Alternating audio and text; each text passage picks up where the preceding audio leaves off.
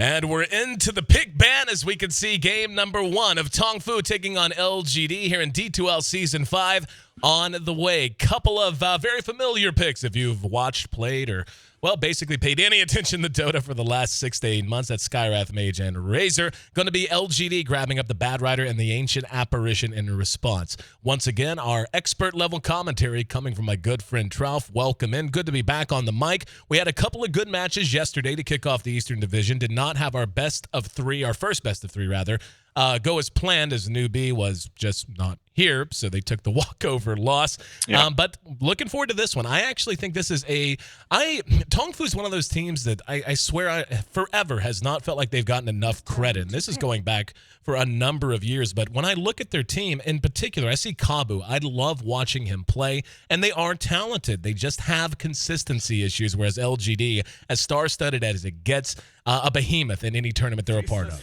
It's actually kind of funny. I've joked with my girlfriend talking about how I actually really like the name Tongfu. I think it's an awesome, like aesthetically, I think it sounds cool to me. Tongfu.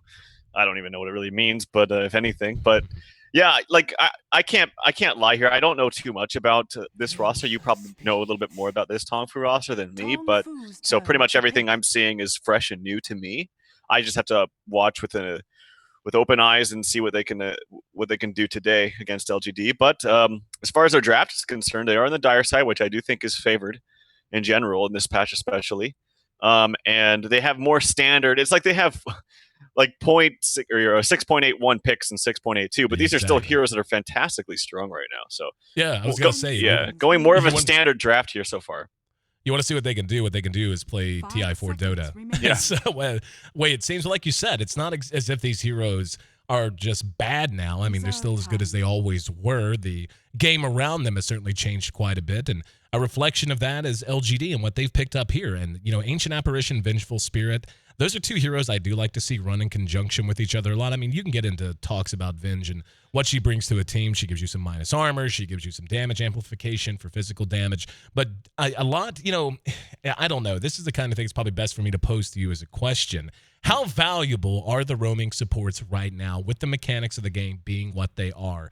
You know, there's an ongoing debate, and I'm sure it'll go on for months from now, if not on into next year, as to whether the early game, the value of heroes like an Ancient Apparition and a Vengeful Spirit, and what they can do if they decide to roam around the map early, whether that's as high as it was, or if you even draft for that anymore, or if you choose instead to draft heroes like that for their general overall utility, especially in the mid-game and late game. Well, there's two things that have to be successful for these roaming supports. Is one, they actually have to get the kill. They can't just like think, okay, I have, like, for instance, Venge, I have a point stun, we can get the kill. Okay, Ancient Apparition can couple with that quite nicely because you can use the damage from the Chilling Touch and then the Ice Vortex if you're level 2. But in addition to that, you have to make sure that your mid hero is also, if he synergizes well with the gank. So like if you're ganking for a DP, he has a nuke, but he doesn't keep him in place. He's slow. It might not be the best. If you're ganking for like a Quap or an Ember Spirit, it becomes a lot easier. So as long as that pairing between the supports and the hero that you're ganking for is synergist, it has synergy, then I think it's totally fine. Also, the other aspect of it is, can these supports do something outside of the laning phase? Like, are they only useful at ganking? If so, then those ganks better work. But if they're not only useful for ganking, if they're useful for something else later on, then it's totally fine. Even if the gank fails, because Vengeful Spirit, for example, even if the gank fails, if that's what they try to do, you still have a great utility ultimate against the Faceless Void ultimate. Oh, of course. And that's kind of what I was getting at is, do you think that like the powerful, and you know, these two aren't like especially super duper powerful, but they do work well roaming on mid and stuff if you happen to have room to do that in the early game. Do you feel like the value of that has been diminished in the latest patch, or is it just as high as it always was? You just now need to draft for more, you know, you want to be able to do that and also go late. I don't think the patch changed really that at all. I think maybe at first it did, like we talked about yesterday when the swings were so big. That made it so like everything you did in the early game was futile, because as long as you just get that one win in the mid game, you're golden. So that, I think, made all the early ganks futile. But now that they've toned that down a lot, I think early ganks are just as effective as before. Good to know, and that's why we have you on, man. Love your insight as always. And yep. Taking a look at Tongfu, I'll tell you something we've been seeing a hell of a lot of in the last 48 hours, going back to even yesterday, teams seem to really love their AoE team fight. I mean, you have a very vicious team in that regard with Tongfu, Skywrath, Void, Wraith, and Puck, of course, and that's a surprisingly mobile team, too. You assume the Wraith King, depending on where he's run and how they want to utilize him, still, he may want to eye a Blink Dagger at some point, so you're talking at least 2 heroes. 3, I guess, if we want to see a second consecutive day of Void building a freaking Blink Dagger. Had that happen yesterday, but at least 2 Blink Daggers, you're going to have Void who can time walk, etc. So a lot of ways to start these fights. And the same for LGD as well. Ancient Apparition with his ulti. Now you have Invoker with the... depending on how he builds, one way or the other, he will have Tornado at some point. Bad Rider with the Blink, Spectre with Haunt. Just a lot of mobility and a hell of a lot of ways to swing a fight, or not just start a fight, but to also reset a fight if you happen to be caught in a conflict that's not really on your own terms. Yeah, and maybe they're going for this global potential with the Invoker, Bat Rider, AA, and Spectre. I guess Bat Rider's not very global, but usually he can be global if he just gets a pick off and you have an Invoker Sunstrike with the Spectre. So in that sense, it kind of makes the Bat Rider global, you know? So yeah, they have a very global-esque lineup. It's kind of funny too, because I like 9 times out of 10 I would say Exort Invoker is the way to go. Quaswex is just garbage now. But this is actually not a bad Quaswex game if he actually wanted to go for it. I doubt he will, just because I mentioned the synergy with the other heroes on his team works better with Sunstrike. But very interesting lineup, very fun lineup, I would say, from LGD. I haven't seen this style of lineup in a long time. Tongfu is like as standard and safe as you can get, and I think that's probably the best thing that a team, knowing that they're the underdogs going into this match, can do, is just draft safely and play as solid as you can with heroes that work very well in the metagame right now. So I think this is a smart decision from them. Speaking of, how about we take a look at who's handling who's going to be on what hero, and such, no surprise, Yao going to be going mid on the Invoker. It's going to be Faith playing on our Vengeful Spear. For some reason, I wanted to call her Ancient Apparition. Guess because I'm tired. In July, he'll be on our Bad Rider. Spectre going to be handled by Sylar, and the actual Ancient Apparition played by MMY. Other side of the river, we've got LPC playing on our Skywrath Mage. It'll be Kabu playing on the Wraith King. Puck's going to be handled in mid by Red. Going to be U9 playing on our Faceless Void, with Zhao Love playing on the Razors. So taking a look at how they're setting this up, I don't think there's a huge amount of surprise. They're going to defensively tri-lane Sylar on that Spectre. It looks to be another D-try, perhaps up at top. Yeah, well, I guess you can maybe argue it's a little surprising to see the Razor put their Puck in a, I feel like they could have swapped this around if they wanted to. How do you feel about this? Safe lane Void is kind of hit and miss. Puck really thrives in the off lane, while Razor thrives in mid. Instead, they're going with the Razor in the safe lane, the Puck in mid, and the Void off lane. It's the only thing that's interesting is that most of the time Razor is mid simply because his lane presence is so good at 1v1. And that's the best way to utilize him, in my opinion. I also thought they were going to go safe lane Void with an off lane Puck, but Puck at the same time is not bad in mid at all. Like, he has very high damage. He's at 63 compared to the well, I guess he hasn't leveled up Exort yet, if that's what he wants to go for. I'm assuming he is, because he has the Exort kind of build. So in that sense, I guess it's somewhat even. But Puck can do a lot of harass if he's comfortable with a hero here. Yeah, we'll keep an eye. There's that point going into Exort. And we'll check back in mid here in a moment. For now, it's going to be the off-lane bat. He'll hang around as long as he can, and he is actually eating a fair amount of damage. That's going to be a lot of damage sapped off, even with just level 1 statically. If Kabu can stun him, can he get to it? Ooh, very close call. As he, that's one of the problems. Using Firefly to get away is very effective in most cases. He did go boots first, but you're burning a path for them to chase you through the trees as you try to flee, and they had a chance to catch him in first blood him there. Wow, this was a complete random sentry ward, by the way. They did not see them place this up where Tongfu placed it. They did not see the Bat Rider place the ward, but they just guessed, and they got it right. So win for them. They did, at the very least, LGD, that is, they did spot out this ward, which Injuly is countering right now. But it doesn't make the biggest difference, because if they do decide to smoke mid, they're not going to smoke in vision of that ward. Or they're not going to seed anyway, and so, I mean, it's still a nice win for them, but I think it's very interesting that they had a complete random sentry ward on that side.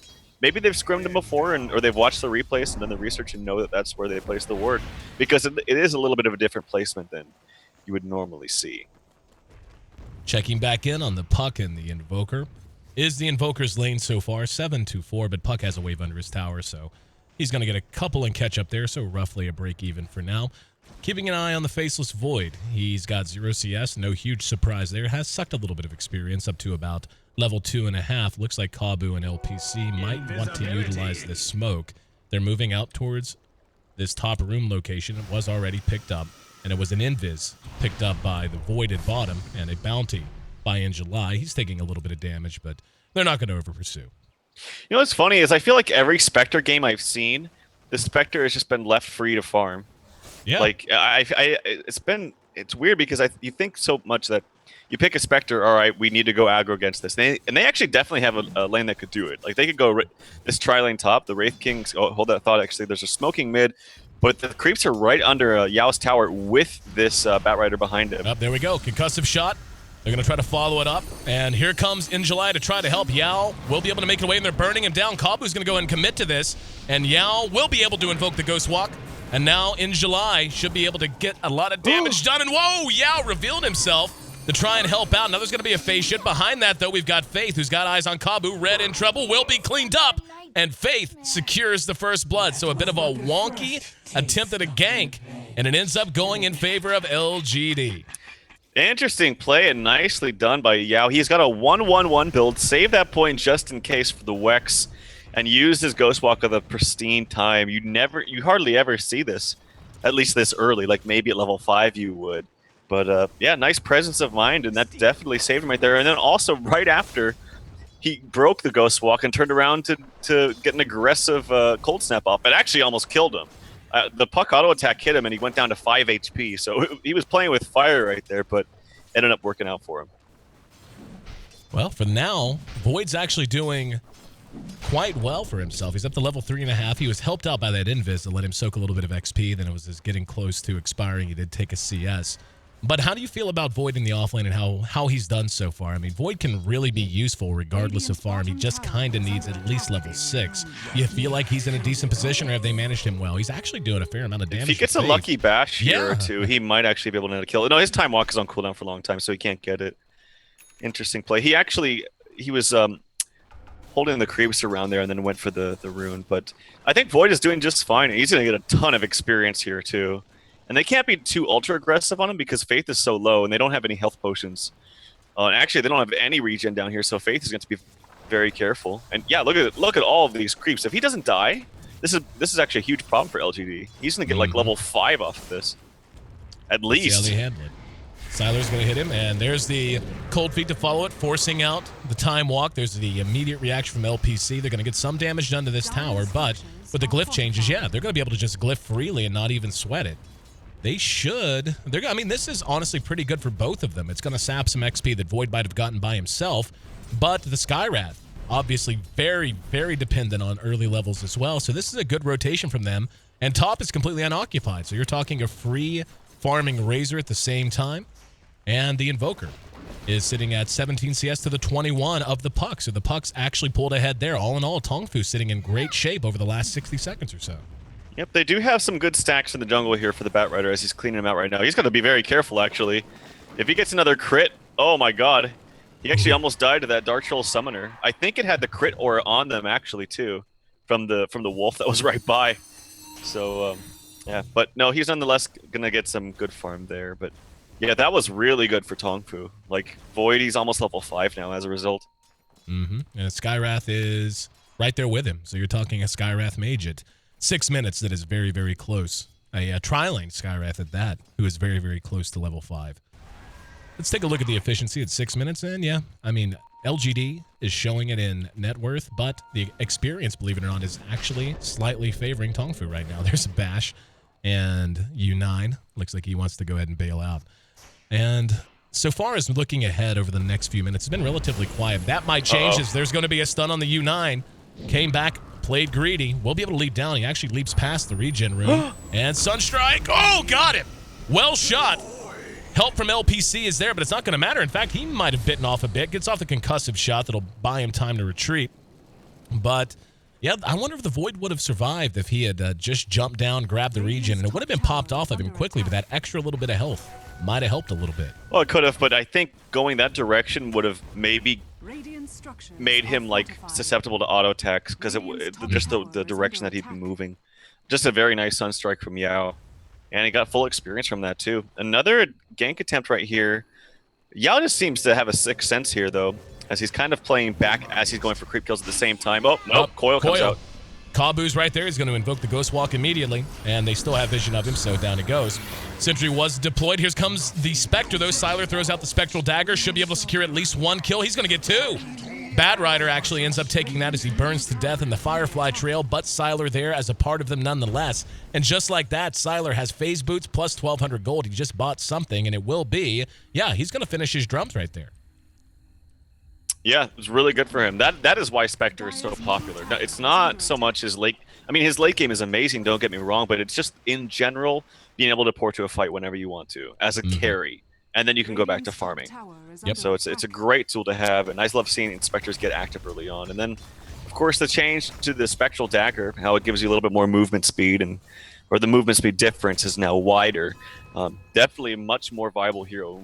As a result, we've seen a lot of it. I still think it's interesting that he's gone uncontested this lane. Mm-hmm. I really feel like Tongfu could have pressed the issue and gone an aggressive try.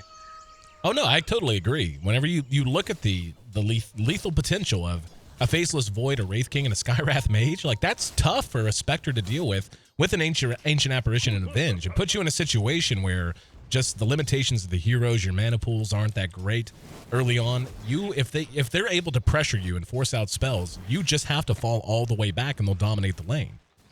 Yep, another smoke gank here in mid. Coil is up, actually, yet again. But Yao really knows something.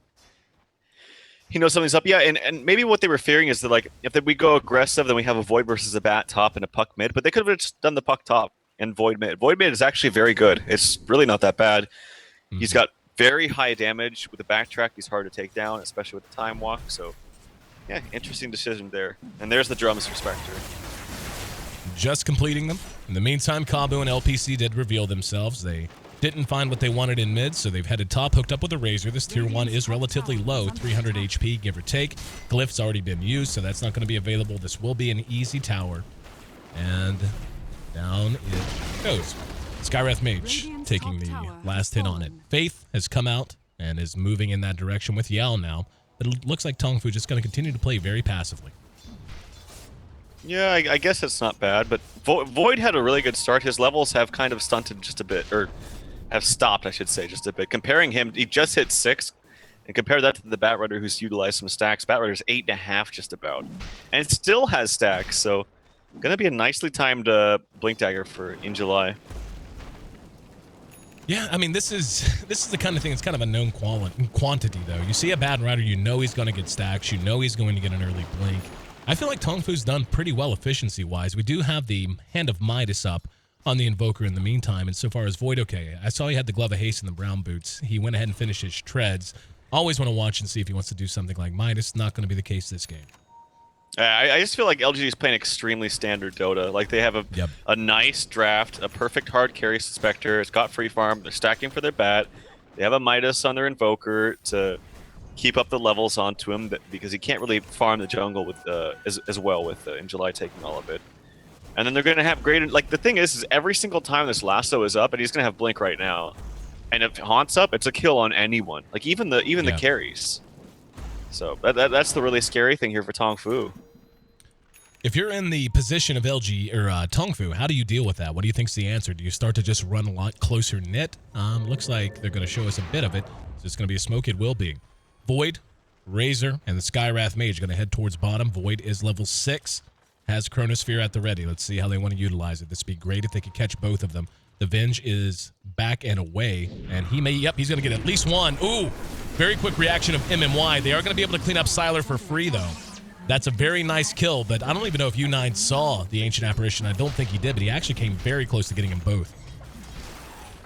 Yep, top the shatter from the Ice Blast does happen on the Wraith King, so at the very least his ult is popped, so he does live there. But yeah, nice kill, nice smoke, and they just need to utilize their big ultimates. We were talking about that last night. When you're down and when you have amazing ultimates that can assure you kills, then just wait for those. Wait for a blink on Puck, which he almost has, and then you'll be good. Tongfu backing off of this tower. Sylar respawning in time. This is just outside of deny range. so they're still going to have a chance to take it one way or the other. Speaking of puck, he is getting close to that blink, as mentioned. And I want to see how they utilize in July. As you said, I mean, he's almost level 11 even. So before long, he's going to have level 2 lasso up. And he's going to be a major key to LGD just pressuring Tongfu. I mean, Spectre's so good late game. We saw that last night. We've talked about it at length. But I feel like Tongfu actually has a ridiculously strong mid-game team that could hit a timing window against LGD, and it's a very wide window at that, when the Spectre is going to be big but not big enough. You know what I mean? Yeah, I think the support pairing of Skywrath and Wraith King, as we talked about at the beginning, is very standard and just good. There is an Invis rune up onto the Void. Does not have Chrono for 20 seconds, though, so I actually think they could burst him down without it. And here's the blink from Puck. Oh, look, he's going to know it. He's being body blocked by U9. There's the coil. And he's going to try to use the dagger to get away. Not going to matter. Damage output way too high. These heroes so good together. Red caught in the back by the Ice Blast, but it's not going to matter. They have 4 down here now. And up at top, KaBu's catching up a bit. He's got up his treads, and he has a bracer as well. So he's getting some levels, and they're going to pressure this tower. It's going to be a 3-on-4 if they decide to fight it. Ancient Apparition's Ice Blast will be up in about 20 seconds. Let's see how committed this Tongfu is. The nice thing is, though, they didn't have to expend the Chronosphere to make that last kill happen. And here we go. He may go ahead and go in and grab. He's going to get, oh, wonderfully placed with that Chrono. Unbelievably accurate. He's going to end up dead, though, after the Sunstrike connects. They don't even get the bat. Can't blame him. He did all he could. However, the reaction from LGD just on point as they make him pay. The tower, I didn't see, was the tower denied? They get it. Void did destroy the tower, but still a nice little coup that time for LGD as they lose their tower, but they avenged Sylar and managed to punish Tongfu. I swear it looked like he wasn't even in it. Like it was on the right on the outside, but still, Spectre was just coming up as the engagement happened, and he still had his ultimate because he hadn't used it for quite some time. And yeah, definitely a huge win for LGD, even though they lost the tower. Doesn't really matter. Tower gold is kind of negligible, especially early on now with the new patch. It just doesn't give as much as it used to. Yeah. So I think they're just fine. There's a casual, and I'm wondering if it's casual, vitality booster up from Spectre. I think he's just tired of dying so much to the to the burst. He just wants to live a little bit longer if he has maybe if he can live just a little bit longer to have his buddy system with the Vengeful Spirit swap him out, then it's definitely useful. Nah, Crimson Guard. Crimson Guard? Yep. Convinced of it. Every time I see a vid booster, I want to say Crimson Guard. Every single time. I mean, it's good. It's extremely expensive, though. Yeah. I don't know. We saw one the other night. Did we? Was it last night? Yeah, it was last night. Who got it? I forget. I can't remember. It was late. We were both tired. We're adjusting. And all the games were. It was like a best of 3s and 60-minute games. All 3 games, or 6, I should say. Good games, though. Good games. Yeah, very fun. If you missed those, by the way, check out the D2L YouTube. D2L G. I'm pretty sure it's /D2LGG. It could be /D2LGGTV or something like that. But anyway, you can find them. They're out there, and hopefully you'll follow it. Void finds himself a solo kill somewhere. Oh no, actually Void died, so they managed to find a kill there. 7-3. And Void's died a couple of times now, a couple of more times than he would have liked, especially in the last couple of minutes. And that's going to be a 4-staff up on the bat, so his farm is coming very quickly. It's insane. 4-staff and Blink, 15 minutes with level 11 on the bat. You can compare that to a Void who has Treads and a Morbid Mask. He's not even close to his Mask of Madness right now. This is not where you want to be on the Void, particularly. And they had some very good ganks on the Spectre, back and forth. One with the Void ulti, one without it. They didn't even need it. But yeah, LGD just showing their strength in this game so far, and it's just going to get worse with the Spectre getting decent farm. Speaking of getting worse, KaBu caught up, gonna lose his ulti. Oh, here comes the Ice Blast. Blast. So well timed. Kaboom! KaBu gonna try to TP away. Can he do it? Oh, he does! Manages to make it away. The Ice Blast is still there. In the meantime, there's going to be an engagement at bottom. Was trying to watch and see if he was going to shatter. Not going to be the case, as Red secures himself another kill. That time onto, yeah. So they end up getting 2 out of that. And LGD lost 2, I should say. So 7-5. In the meantime, the tower going to be denied. I do believe they're going to time it well. Yeah, there you go. Nicely done. I feel like Tongfu's really doing well managing LGD thus far. They did get 2 kills on the supports. There was a mistimed Sunstrike. He was trying to time it after the reincarnation wore off, but missed it by a long shot. Wasn't even close. And then maybe he should have just waited if he wasn't confident in his timing, because it is kind of an awkward timing. It might be a little bit different than the Aegis reincarnation. Ooh. I'm not 100% sure, but Very fortunate turn of events for Tongfu. There was a big smoke coming out of LGD with Lasso up. The puck happened to have popped an Invis rune and walked right past him. Now they're going to spot him, though, as the sentry went down, and that used to be a puck. That was an absolutely exploded puck. So, again, LGD adding to their kill total, and I feel like this is where they really have to set the tone. Tongfu's heroes are going to begin to come into their own. We see the Wraith King has switched to a bit more of a farming position. He's going to have drums done very, very soon. And you're going to have Void, who, despite how many times he's died, is going to begin to be a difference maker. So to free up this space for Sylar, to create these engagements where Sylar can just come in and get the kills, they're going to have to remain very aggressive. yeah, I think it's all going to be about the Void ulti.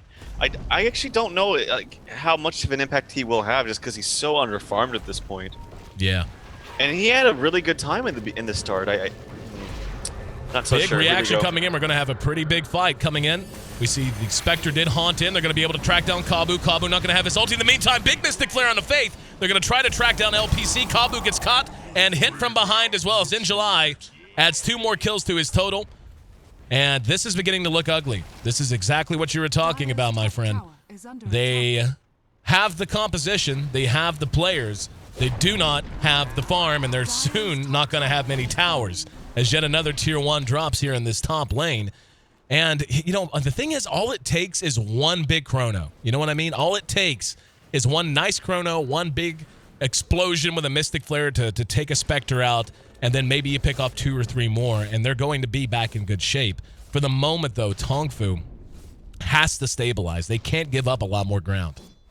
Yeah, and keep in mind, too, their first 2 picks were, I'm pretty sure it was the Bat and the AA. And it's a kind of it's a fun combo, too, because the AA can blast just in a giant vicinity of wherever the hero will probably be.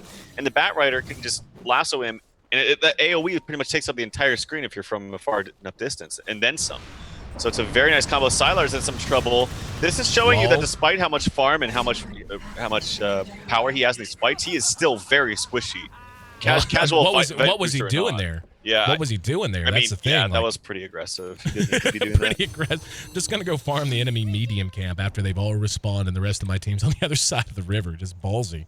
Especially when there are 2 silences that can keep him. He wouldn't have even had Haunt, but even if he had, they have 2 reliable silences that are going to keep him from doing it. So Sylar with a little questionable play there. Did spend his gold, though, and it looks like, yeah, his defusal was done. So his farm's getting high, and when he pops Haunt this next time, he's just going to be melting through these heroes. Yeah, Diffusal will also, if Wraith King is used to stun or 2, he'll be low mana and could potentially kill him even if his ulti is off cooldown. I'm still a fan of the tried and true Radiance build. I still think it's the best, but it's not to say that this won't work and can't work. It's certainly very strong. But yeah, so he's ready to fight. Like, if anything, this gets you online faster, right? Because the completed Diffusal, I think, is 3,300 total, if I'm not mistaken, whereas Radiance is, 5,200 or something like that. So. Well, it makes a lot of sense against a Wraith King as well, getting the Diffusal. Now, if you use Haunt, you can just about guarantee that he's not going to have enough mana to cast even one spell, if any at all, let alone his ult. Kabu, speaking of, has his ult at the ready, and we'll have it popped off of him. They have been getting his ult for free so often. Might cost them this time, though. There's going to be a one-man coil. There we go. Yep, and here they come back in. And yeah, look at this. Just look at the damage output from nothing but Forge Spirits and Sylar's Haunts. Kabu eats an Urn Charge. In the meantime, Red has the phase shift to stay alive. Not going to work.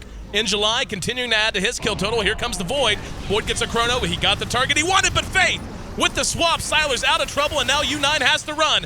Faith, the difference maker on that Vengeful Spirit, saving his carry, and everyone on the side of LGD survives. 4 are down on the side of Tongfu, and with that, LGD has blown this game wide open. If there was going to be a window, it has been shut, bricked up, and painted over. Yeah, and fantastic play from Faith, but at the same time, that's like to be expected when you draft this this Venge. And it's very, very easy to do that when there's a one-man chrono and the entire team is watching, just waiting, seeing what else is going to happen. It's like, oh god, I know what's coming. Chrono wasn't that great, to be honest, but even if it was, I don't think it matters. I think that LGD are just too far ahead, and they have good tools even with the Chrono being shown like we saw. The only way the Chrono is effective is it catches 3, and one of those happens to also be the Venge plus whoever they want to kill. That's the only way, but that's a tall order. And yeah, that takes a lot for that to happen. We're talking 10K gold.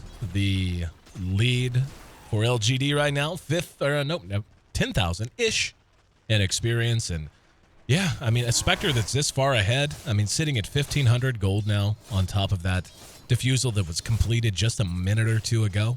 They're going to be pretty damn happy. I mean, an overall net worth, no surprise, the way he's played. And, I mean, he's 6-0-8 is in July on this Bad Rider. And a lot of that is due to diligence from Faith and from MMY, though. They stacked that jungle so heavily. Well, this is another thing, too, that we talked about. Like, I still don't know why they didn't go aggressive against the Spectre. One of Spectre's biggest weaknesses is that he's not very, or I should say she's not very good in lane. Like, she got buffed a little bit as far as her laning presence, but she's still pretty ass. Like, it's not that good. And so there's that. You know, she's not very good. You can pressure her. You don't want her to get free from early on. That's the first thing. The second thing is, even if you try lane against the Bat, and even if you get a kill or two, which they did, and he hasn't died yet, but even if you did, suppose I grant you that, he's still going to get free farm in the jungle. Trouble, as they're going to lose LPC for sure and maybe more. In July's heading in. Sylar in the meantime. Haunts in. KaBao caught. Doesn't have an ulti. And down he goes. Rich get richer as LGD continues to pile it on. And Roshan's for the taking if they so desire. The Void in no shape to fight, particularly. And looks like they're just going to go ahead and take the easy money off of the tier 2. And honestly, they could probably bounce to top and take that tower as well if they really want to. They probably won't. They're going to play cautiously, but they've got a creep wave pushed up. I don't know. They're moving that direction. We'll see.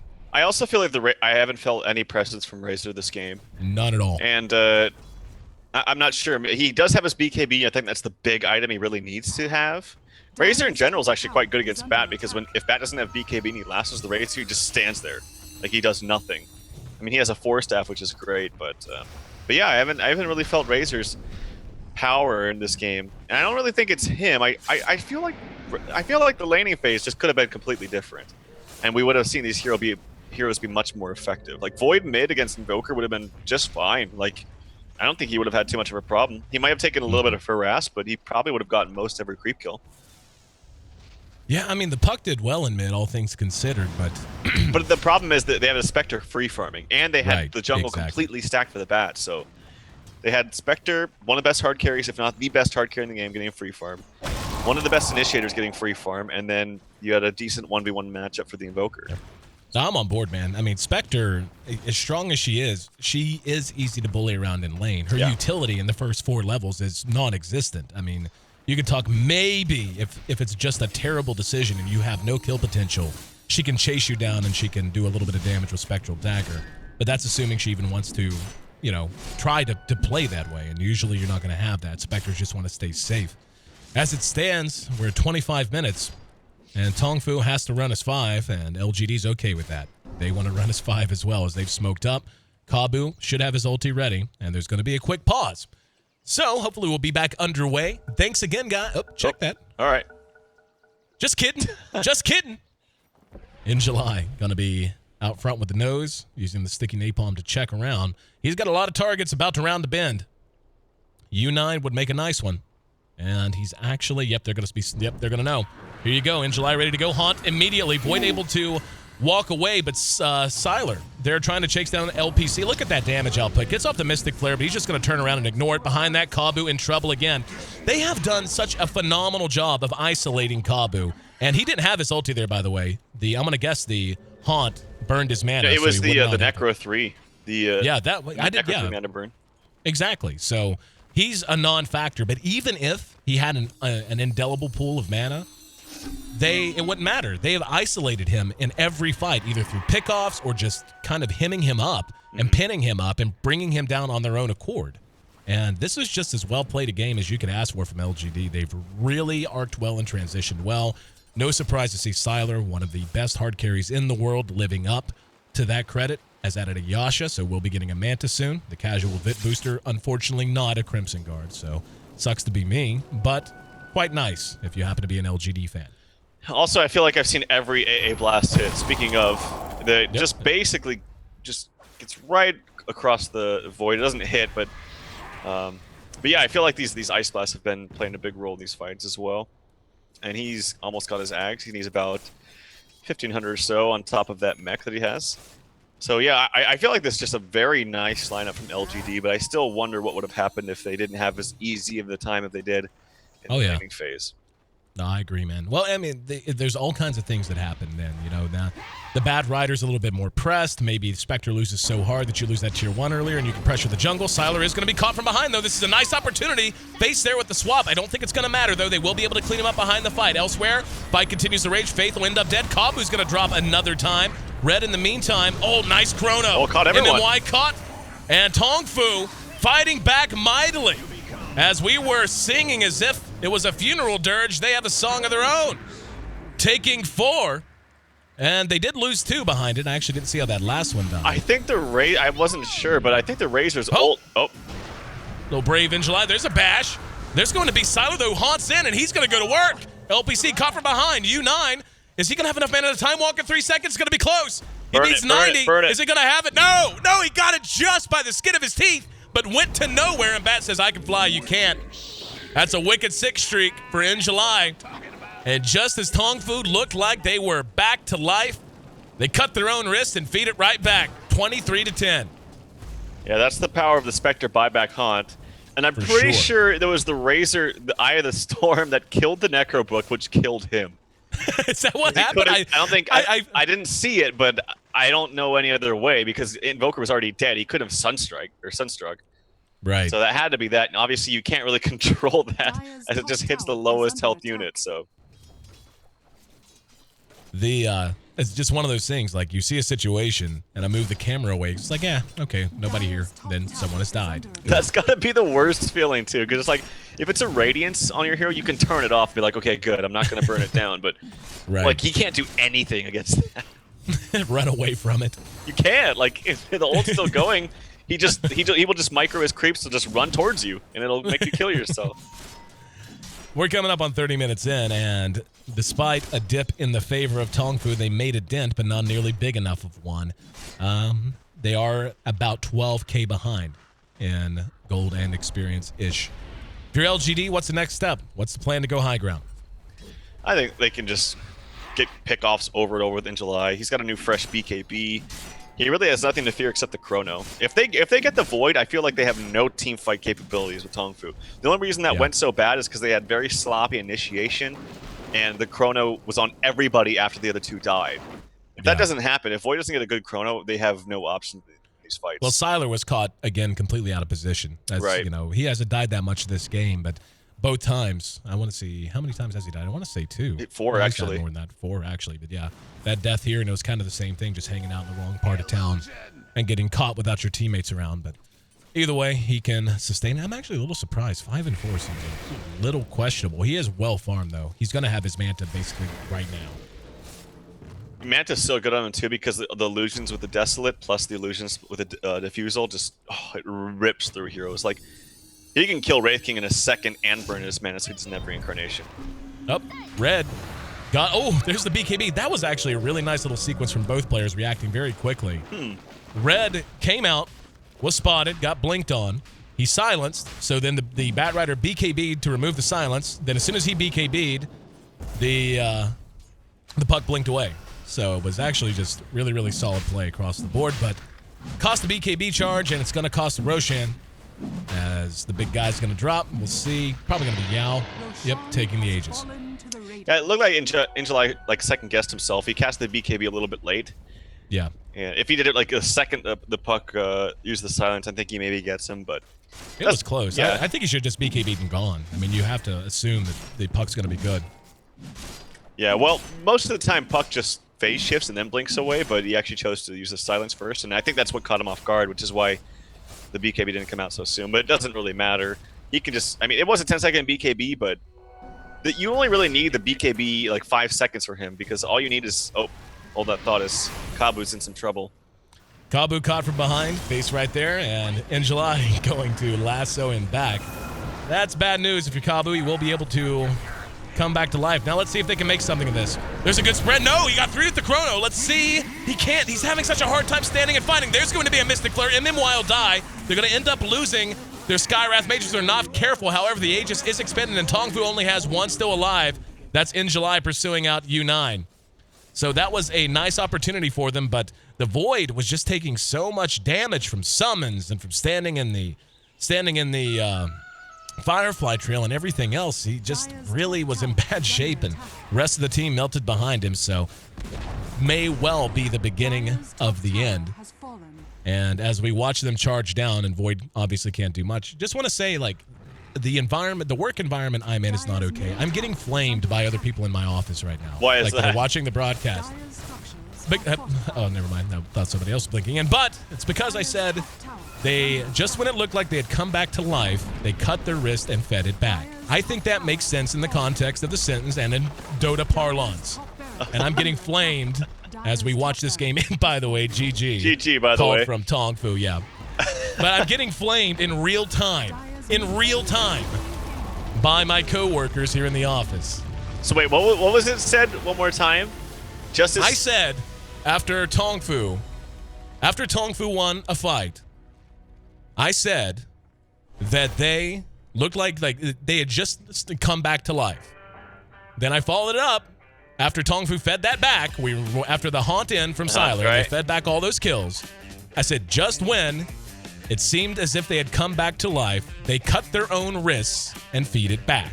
I think that makes sense in the general parlance of Dota and in my own context. I just think it's funny that out of every weird thing that could have been said, that's what's chosen to... Exactly. I say a lot of dumb stuff a lot of the time. That's the one. That's the one we're going to latch onto and flame me and, like, writing messages to me that is visible to me in the office. I hate it. I hate you all. But I do love Dota, and I do love watching teams like a white this piece play. of paper, Lambo. No, they're actually, we have a confidence monitor where they can write messages to me in real time because I'm self-producing now for D2L. So the monitor is like, you know, they can literally like write messages to me like, hey, Trout's volume's too high. Instead of coming in and trying to hold up messages, they can do that and not be in the studio. And they can do it from anywhere in the world because it's all digital, you know. Right. Like they could do it because they can connect to it. So it's like they're flaming me. They're flaming me via that. Dude, in fact, I would have so much fun if I was in their position. I would just write the craziest shit to you. I'm going to take a picture and tweet it out here in a minute. But anyway, how about we talk about the game that just ended? LGD, Tongfu. Got to get the next lobby up. But a very nice performance from LGD. Like you said, standard Dota played near to perfection. And Tongfu unable to withstand the storm. Yeah, I feel like they drafted well. I thought their lineup was really fun. I said at the beginning. And I think they just got like kind of a freebie. Like they were just like, cool, we'll have our Spectre free farm. All right, we'll go stack all of our camps for the Bat Rider, get free blink for him, and 1v1 matchup that was it was pretty much even. The Invoker versus Puck. It's not like one of them has a huge edge over the other. I'd say maybe the Puck just a little bit, but the bottom line is they let the Spectre free farm, and they ran with it. LGD, in convincing fashion, just short of 33 minutes in, take Game 1. We're going to see if Tongfu can manage to knot this series and give us a Game 3. I'm your host, Aaron AC Chambers. Jerks over there flaming me in real time. Hopefully you guys are enjoying the show, though. Thanks again for being a part of the broadcast. Game 2 of LGD versus Tongfu coming up in mere moments. Do want to correct myself. I was giving out the YouTube location for our VODs. It's D2L GGTV. So if you want to catch all of our VODs, not just for this, but for every event we've ever done, you can find it right there. And we will be updating that after the event, as well as running a rebroadcast immediately following the close of this broadcast. So Game 2 on the way momentarily. In the meantime, check out my Twitter. It's @EC. I'm going to tweet. Oh, no. You jerks, they deleted it. They deleted it so I can't take the picture. I hate them. I hate them. Won't even let me have Twitter fun. Anyway, follow me on Twitter anyway and follow Trout @TroutDota, TRLFDOTA, as well as D2L. It's D2L GG on Facebook and Twitter.